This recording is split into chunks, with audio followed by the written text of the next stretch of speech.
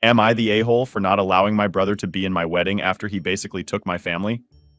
I'm 35 now, and it feels like the past several years of my life could fill a book with drama and heartbreak. The whole saga begins back when my dad passed away. That was a tough time for me and my younger brother, who was still in college then. His studies were important, and I didn't want his future to get sidetracked because of our loss. So I took on the responsibility of keeping us both afloat. I couldn't pursue my own dreams of going to college because I had to work several jobs. It was a sacrifice, but one I made willingly to support my family, which at the time included my then wife and our young son. My brother couldn't afford rent on his student budget, so I invited him to stay with us. It seemed like the right thing to do. Initially it was good. He was like an uncle to my son and helped around the house. However, as time went on, the stress of juggling work, a rocky marriage, and extended family living with us began to take its toll. My marriage started to deteriorate. Arguments with my wife became more frequent and more intense. It was during this chaotic time that I made a shocking and painful discovery. My brother was having an affair with my wife. This betrayal cut deep. It wasn't just the infidelity, it was the profound betrayal by two people I had trusted the most. I divorced my ex-wife, but the saga didn't end there. In a twist that felt like it was out of a soap opera, my brother married her in less than a year after our divorce. The divorce proceedings were tough. I fought hard to get full custody of my son, wanting to protect him from the unstable environment my ex and brother now provided. Unfortunately, the court decided on shared custody. My ex-wife painted a picture of me as the problem in our marriage, using our past issues, which were now compounded by the current situation, to her advantage. Living through this period was like navigating a daily minefield of emotions. I was devastated, angry, and felt a profound sense of loss, not just for my marriage, but for the brotherly relationship that was irrevocably damaged. He didn't just betray me, he stepped into my life, taking my role as a husband and then attempting to do the same as a father. My son, who is 7 and very bright, found himself in the middle of this complicated family drama. My brother has been pushing him to start calling him dad, which has led to several heated and painful arguments between us. The thought that my brother is attempting to erase me from my son's life is something I find unbearable. Now, amidst this storm, I've found some solace and happiness. I'm engaged to be married to a wonderful woman who is empathetic and supportive. She has been a rock during these turbulent times, understanding my pain and standing by me as we plan our future together. However, even this happy occasion has become a battleground of family opinions. My aunt, with whom I've always had a close relationship, surprised me by suggesting that I invite my brother to my wedding. She argued that it would be a good opportunity for reconciliation. This suggestion was echoed by other family members, who insisted that it could be a chance for healing. They even tried to ease my discomfort by saying that my ex-wife wouldn't need to attend. My brother, they mentioned, wanted to make amends and thought my wedding would be the perfect setting for this. At first, I laughed off the suggestion, unable to believe that after everything, a wedding invitation could mend such deep wounds. But the laughter soon gave way to frustration as the family pressure mounted. They couldn't see how painful it was for me to even consider this. My fiancé, trying to understand my refusal, wondered if my strong reaction was because I still had unresolved feelings for my ex. But it's not about lingering feelings for her, it's about the betrayal and the ongoing hurt my brother causes, particularly concerning my son. Despite my family's arguments, I stood firm on my decision. Reconciliation, if it ever happens, can't be forced or staged at my wedding, which should be a celebration of new beginnings, not old wounds. The family's pushback has been intense. They accuse me of holding grudges and being unforgiving. They worry about how this stance affects my image, especially in the eyes of my fiancé. It's a lot to process. On one hand, I have my upcoming marriage, a beacon of hope and happiness. On the other, there's the unresolved chaos of my past, pulling at the seams of my present. Inviting my brother to my wedding feels like it would validate his actions, something I am not ready to do. This decision has put me at odds with family members who believe in forgiveness at all costs, but I feel they're asking too much of me too soon. I'm left pondering how to balance these conflicting pressures. How do I maintain peace within my family while staying true to my feelings? How do I protect my future from the shadows of my past? These questions hang heavy as I plan my wedding, hoping to start afresh, while the echoes of past betrayals linger in the background, shaping my decisions and my relationships. Now for the top comments before the update. Not the a-hole. Honestly, if you are not comfortable with him being that, they need to respect that. I find it highly insane that they think there is a mending the fence option. Brother burnt that bridge down and continued to pour gas to the fire to ensure it doesn't stop smoldering. The family members were asking if he can stay home too. They're all criticizing my decision and asking me how that looks like for my fiancé. It looks like you have some self-respect, not the a-hole. Not the a-hole. And I'd be tearing your fiancé a new one as well. Do you really want to get married to a person who throws that at you? Your family are ridiculous. Cut him off. He's now just your ex-wife's new husband. Your brother is dead to you. And dead people don't come to weddings. I completely agree. My brother will not be attending my wedding. He chose my ex-wife over his sibling and took my family from me. I consider that unforgivable, and he will have to live with the consequences. Family doesn't do what he did. If he actually wants to have a better relationship, the least he can do is let my child know that he only has one daddy me and not try to replace me. He should also tell his fiancée if he still wants to salvage the relationship that he has no feelings for his ex-wife. She made her choice to follow his brother. The brother isn't invited because he did something unforgivable. Period. Not the whole. Regardless of what took place, it's still you and your fiancé. A wedding. If you don't want them there, they can't be there. If anyone has a problem with that, they don't have to show up either. Hope you find happiness, Opie. Not the a-hole. Why is the whole family telling you to bend for your brother? Why didn't they defend you when he literally tore your family apart after taking advantage of your generosity? Why is the burden of forgiveness left on you when he continues to actively do vicious things like convince your son to call him dad? If you haven't decided on party favors for your wedding, I would recommend mirrors so your family can take a long look at themselves to see the hypocrisy that is plain on their faces. Update 1. Since my last post, tensions have only escalated with my family over the decision not to invite my brother to my upcoming wedding. Despite clearly explaining my stance and the reasons behind it, my family continues to push back, which has been incredibly stressful. In a recent family gathering that was meant to be a simple dinner, things took a turn for the worse. My aunt, who has been particularly vocal about me reconciling with my brother, brought him up again. She argued that weddings are about family unity and forgiveness, which sparked a heated debate at the table. To my dismay, my brother was also unexpectedly brought to the dinner by another relative who thought it would be a good opportunity for us to clear the air. The moment he walked in, the atmosphere tensed up significantly. My brother, rather than being conciliatory, took a more confrontational approach. He made a snide remark about how I was still holding on to the past and even suggested that my reluctance to include him in the wedding was more about my unresolved feelings towards my ex-wife than about the betrayal I felt from him. He accused me of using him as a scapegoat for the failure of my marriage and not being man enough to handle my issues directly with my ex.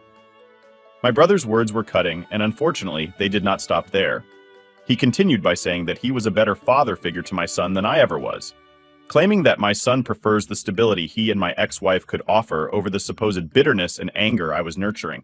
I was furious and deeply hurt by his accusations. The situation escalated quickly, and I ended up leaving the dinner early, feeling betrayed not just by my brother, but by the family members who seemed to support his narrative. Since that night, I've had several conversations with my fiancé, who, despite earlier misunderstandings, has been incredibly supportive. She witnessed the entire exchange that night and saw firsthand the toxic dynamics I was trying to avoid by not inviting my brother to our wedding. She agreed that the environment my brother and my ex-wife were creating was not healthy for my son, and we discussed taking further steps to ensure his well-being.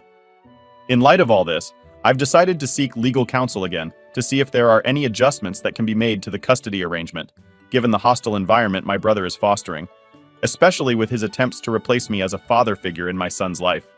As for my family, the divide has only deepened, and while it pains me to become estranged from them, my priority is the health and happiness of my own immediate family, my son and my fiancé. I need to protect them and myself from further harm. I appreciate the support from those who have shared similar experiences and offered advice. It has helped me feel less alone in this struggle. I'll continue to update as things develop. Thank you for standing by me. Story 2. Am I the a-hole for not supporting my cousin's relationship? I'm a 27-year-old woman, and my cousin, who is now 23, has been one of the closest people in my life for many years. Our bond strengthened significantly when she turned 16. We started doing almost everything together, from shopping trips to late-night movie marathons. When she turned 18, she even moved in with me for a bit. During that time, she became more like a little sister to me than just a cousin. We shared secrets, supported each other through tough times, and celebrated good times together. At the same age, I was deeply in love with a man named Mark, who was also 27. Mark and I had a serious relationship. We talked about the future a lot, Marriage, kids, the whole dream. But when I was 25, those dreams shattered. Mark confessed that he had been lying about wanting those things, marriage and kids, for the entire time we were together. This revelation devastated me. I felt betrayed, not just because he didn't want the future I did, but because he had deceived me for so long. It was a tough period, and the breakup that followed was messy and painful. Throughout this ordeal, my cousin was my rock. She was there for me, offering her shoulder to cry on and giving me the strength to move forward. I leaned on her heavily, and her support meant the world to me. However, about a month ago, things took a turn that I never saw coming. My cousin excitedly announced she was pregnant and engaged. I was thrilled for her initially. Seeing her happy made me happy too. She organized a family cookout to celebrate, and I went there full of joy, ready to meet the man who had made her so happy.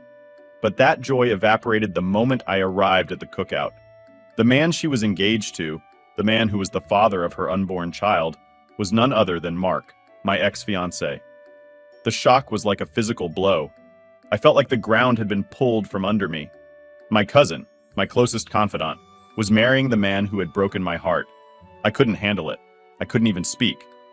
I just turned around and left the cookout without a word. In the days that followed, my phone was flooded with calls and messages from my family and my cousin, but I couldn't bring myself to respond. The betrayal felt too deep, too raw. About a week later, I finally answered a call from my cousin. She tried to explain, saying she understood how weird and difficult the situation was, but that Mark was going to be family now, and she needed me to support her. She pleaded with me to be happy for her, but I couldn't. The wound was too fresh, the betrayal too stark. I told her I couldn't support her choice and asked her not to contact me again. Following this, my family began to pressure me. They argued that what was done and that I needed to get over it for the sake of my cousin, who was getting married and having a baby. They told me it was an exciting time for the family and that I should put my feelings aside. This response from them made me feel even more isolated and misunderstood. How could they expect me to just forget what happened and celebrate with them? Feeling hurt and angry, I finally snapped. I told everyone who sided with her that they could forget about contacting me again. To me, family meant loyalty and support, not betrayal and pain. My family did not take my reaction well. They called me unreasonable, bitter, and even cruel. They argued that it had been 2 years since my breakup with Mark, that no one owns a person, and that I needed to accept the situation and move on. They accused me of holding a grudge and said that my inability to let go was not a good look, especially in front of my fiancé. Faced with their lack of understanding and compassion, I made the difficult decision to block them all. Now I find myself at a crossroads, trying to reconcile my past with my future. I'm planning a life with my fiancé, who has been a source of comfort and understanding through this turmoil. Yet I'm also mourning the loss of the close relationship I once had with my cousin. Navigating this new reality is challenging. I'm left wondering how to heal from this betrayal and how to build a future without those who were once so integral to my life. It's a painful process, but necessary for my own well-being and for the healthy start of my new family with my fiancé. Am I the a-hole? Now for the top comments. Most definitely not the a-hole. What she did was terrible. She knew you all were together for all those years and broken up, and she still dated him. That's basically betraying you. I'm sorry you have to go through that. I bet it started before they broke up too. Went from girlfriend's cousin to baby mom. And real quick. And is nobody curious why these two were even in contact after the split? Especially if cousin was comforting Opie. Honestly, the fact that they both knew about the relationship drama, got together so soon after your major breakup, and kept their relationship from you, only to reveal it in a suitably dramatic moment in front of your entire family, makes me wonder if they didn't do this to you deliberately. If this is an exciting time for the family, how come you didn't hear a thing about your cousin's mysterious fiancé until she could spring this on you? Not the a-hole for going. No contact after that. From what you say, it seems that Mark told you he didn't want children, when you had been under the impression that he did, that he's celebrating his impending fatherhood so soon after he ended a long-term relationship over. Exactly. That issue. Makes me wonder if he was already interested in your cousin and was lying to you in order to break your relationship off. I'm just an internet speculator, so take that with a grain of salt. But I've heard of scenarios like that before. I agree with everything in your first paragraph, but I'm assuming it was the other way around. Marks. I was telling her he did not want children knowing she was child-free, and then later revealing he actually did want children. So they broke up for that reason, because he admitted he did want kids and she wasn't going to change her mind. And then he chose Opie's cousin to be the woman he'd have a child with when he couldn't get her to do it. Absolutely crap of him. Not the a-hole. Your cousin can marry whom she likes, but you don't have to be there for it. I'm sure it's tough on your family too, but it's disappointing that they are all siding with her after you were in a relationship with this guy for 12 years, including engagement. Story 3. Am I the a-hole for telling off my daughter for a horrible comment towards her sister, even though she feels like she's correct and justified? My older daughter is now 31 and my younger daughter is 27. 4 years ago, my older daughter's fiancé left her for my younger daughter a month before their wedding. Yes, it is as terrible as it sounds. Made even worse by the fact that my younger daughter was 2 months along in her pregnancy. I was extremely disappointed in my younger daughter. They both claimed they were in love and are still married till now. It literally destroyed our family. My older daughter has banned her sister from coming around her, which everyone has been accommodating all these years. It makes holidays very stressful, but it is what it is. I've tried my best to have a good relationship with my grandchild while navigating the family issues. My older daughter has made very cruel comments about my grandchild, which I've ignored. That's a mistake on my part for not shutting it down. In February, my elder daughter dropped by her house unexpectedly and encountered my younger daughter, son-in-law, and grandchild. It was very tense, and my younger daughter broke down in tears and tried apologizing again, and revealed to us that my grandchild was likely on the autism spectrum. And my oldest daughter immediately replied by saying that it's sad that the karma of cheating parents is inflicted on the children, and that maybe this will be a lesson for my younger daughter. My son-in-law and my oldest daughter got into a huge fight, and everyone left in tears. I've always been sympathetic to my older daughter and have usually taken her side, but I think what she said is extremely out of line and mean. I told her that what she said was unacceptable and that she needs to apologize or I will not be having her over anymore. She then told me that my parenting is atrocious and it's no wonder my younger daughter turned out to be a bad word. I've clearly messed up somewhere too. Have raised 2 daughters who've made such cruel judgments. But am I wrong for taking a stand on this issue? Both my daughters were lovely people with a lot of success, but our whole family is so angry and sad now. My oldest daughter is the complete opposite of who she used to be, but she refuses to go to therapy, even when I offer to pay for it and come with her if she wants. I'm just heartbroken. Now for the top comments, you're the a-hole. I'm giving the older daughter a pass because her comment was justified. Let's break down exactly why. Finding out your fiancé was cheating a month before the wedding is a huge blow. I can't imagine how horrible it would be to find out that it was with your own sister and that she was pregnant. That is grounds for permanently removing those 2 from your life. Now we have the mother. What was her reaction? I'm extremely disappointed in sister, but she gave us the first grandchild, so I'm not going to rock the boat too hard. You make the holidays work, so it's obvious. She has seen very little to no actual repercussions for what they did. Now, older daughter simply suggests the sister is getting her comeuppance, and that she feels sorry for the child. And this is where you make your stand. This is the breaking point. A step too far. Jesus, Opie. Could you make it any more obvious how much you favor your younger daughter? Your older daughter is right. Your parenting is atrocious. My oldest daughter is the complete opposite of who she used to be. No crap, Sherlock. Her fiancé cheated with her younger sister, and her family decided that was perfectly fine. While therapy probably would be helpful for her, therapy needs to be with someone you trust. Why would she want you there? You've more than shown her where your loyalties lie. Editing to ask for a lot of comments. I never said the oldest daughter's comment wasn't an asshole comment. But if you think the actions are justified, then you don't give them an SH. The majority of my original comment addresses the justification, but there are other things as well. Older daughter wasn't the first to bring up autism. Her sister threw it in her face to garner sympathy. Older daughter isn't blaming any of this on the innocent child, and in fact feels sorry the child might be a vessel for karmic retribution. This is putting everything on the parents, if she wants to believe autism is a punishment. I agree. That is an asshole move, but I still feel her comment to her sister was justified, and the older sister's views on disabilities do not in any way reflect my own. Unknown. Your youngest and her husband are whole. What your eldest said sounds hurtful, but it didn't hurt the child. The baby's not any less or more autistic for what she said. I'd argue nothing has changed for the baby at all. After your eldest said that your youngest and her husband should be the ones trying to fix this. Now, for the last story. Am I the a-hole for telling my mother that my stepdad will not be walking me down the aisle because I hate him and in turn ripping my family apart? I'm 23, and I've been looking forward to this particular June for a long time. It's when I'm getting married to my boyfriend of 6 years. We're planning a big celebration because my fiance comes from a large family and we've got a wide circle of friends. I've always imagined this day as one filled with joy, surrounded by the people we love. However, my side of the family is much smaller. It's mostly just my mom, as I never knew my dad. I also have an aunt and an uncle who chose not to have kids. Growing up, I've always seen my uncle as a father figure, especially since my biological father was never in the picture.